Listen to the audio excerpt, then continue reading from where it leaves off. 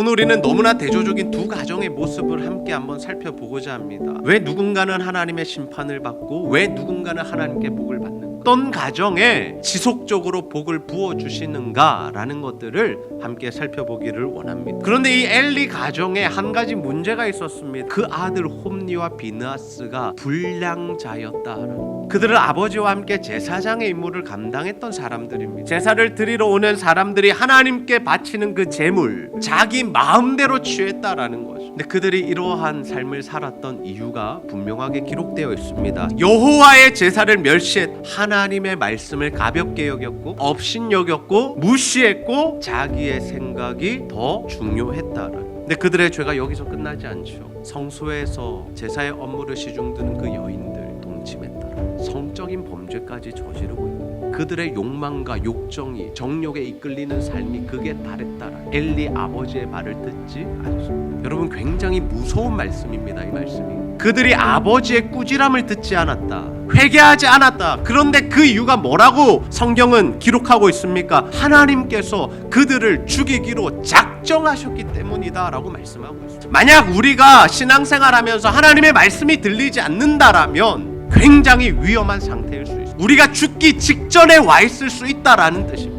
그렇게 살면 안 된다고, 그러면 심판을 받는다라고 분명하게 우리에게 말씀을 하십니다. 근데 이 말씀을 보면서 참 안타까운 부분이 있습니다. 이 엘리의 태도와 엘리의 자세입니다. 아들들을 혼내지 않았고 아들들의 그 문제에 대해서 넘어갔다라는 겁니다. 그런데 그냥 넘어갔던 이유가 여기 분명히 기록되어 있습니다. 내 아들들을 나보다 더 중히 여겨. 하나님 말씀대로 사는 것보다 내 자녀들이 그냥 잘 사는 것이 더 소중하게 여겨졌다라는 겁니다. 하나님 말씀에서 벗어나서 살았지만 그래도 배부르게 살고 잘 살고 있으니 기뻐했다라는 의미입니다. 많은 부모들이 그 말을 하지 못해. 제대로 신앙생활을 하지 않으면 너 죽는다라고 말해 주어야 합니다. 경고해 주어야 합니다. 그런데 배부르게 살기를 원하고 있지는 않습니다. 혹시 그게 더 중요한 문제라고 생각하고 있지는 않습니다. 하나님의 말씀을 무겁게 여기십시오. 하나님의 말씀과 내 생각이 반대가 된다면 내 생각을 버려야 합니다. 세상이 돌아가는 원리를 택하는 게 아니라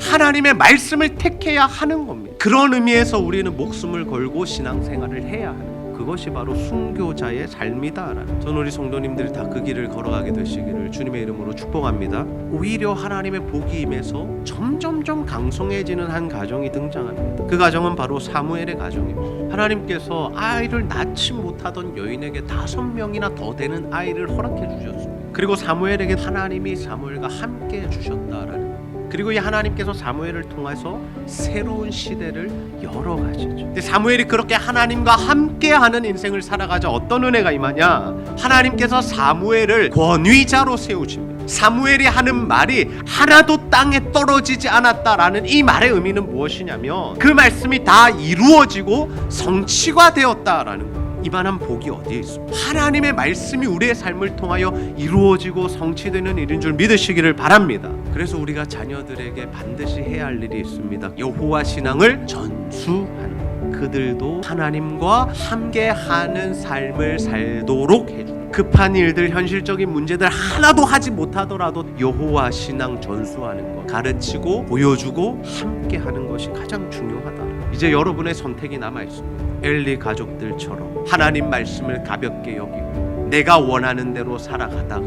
하나님께 심판을 당하는 길을 선택하시겠습니까? 아니면 한나처럼 기도함으로 하나님께 자신의 모든 것을 드리고 사무엘처럼 하나님과 함께하는 인생이 되어서 그 말이 하나도 땅에 떨어지지 않게 하시는 복을 받아 누리는 길을 선택하시겠습니까? 바라기는 오늘 이 시간 정말 하나님만 믿기로 선택하시고 내 자녀들 하나님의 말씀대로 키우기로 결단하셔서 하나님 주시는 복과 은혜가 여러분 가정에 임하고 믿음의 가문을 세워가는 저와 여러분이 다 되시기를 주님의 이름으로 축복합니다.